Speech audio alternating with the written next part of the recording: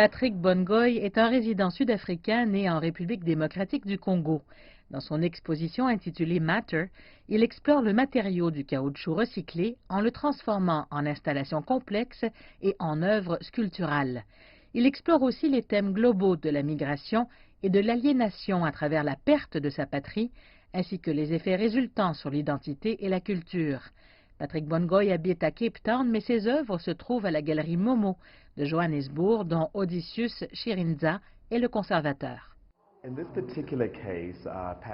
Dans ce cas particulier, Patrick Bongoy relate l'histoire du caoutchouc et ses liens avec la République démocratique du Congo et le colonialisme belge.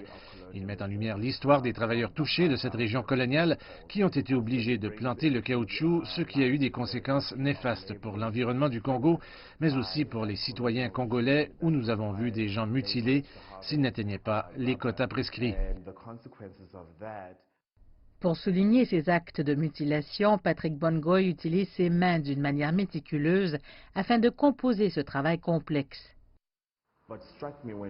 Ce qui m'a frappé lorsque nous avons organisé l'exposition et parlé à l'artiste lui-même, c'est de constater que chaque élément de chaque œuvre d'art est créé à la main. Et vous savez qu'il coupe le caoutchouc à la main pour ensuite le tisser. Si vous y réfléchissez bien, s'il avait grandi à une époque où il aurait été affecté par le genre de distraction qui se produisait lorsque les mains des gens étaient mutilées, il aurait lui-même perdu sa main et son œuvre n'aurait pas pu être réalisée.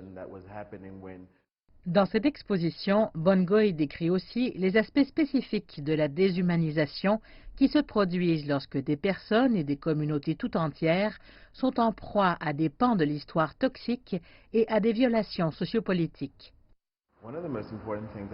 L'une des choses les plus importantes que l'art fait est qu'il soulève les questions du passé.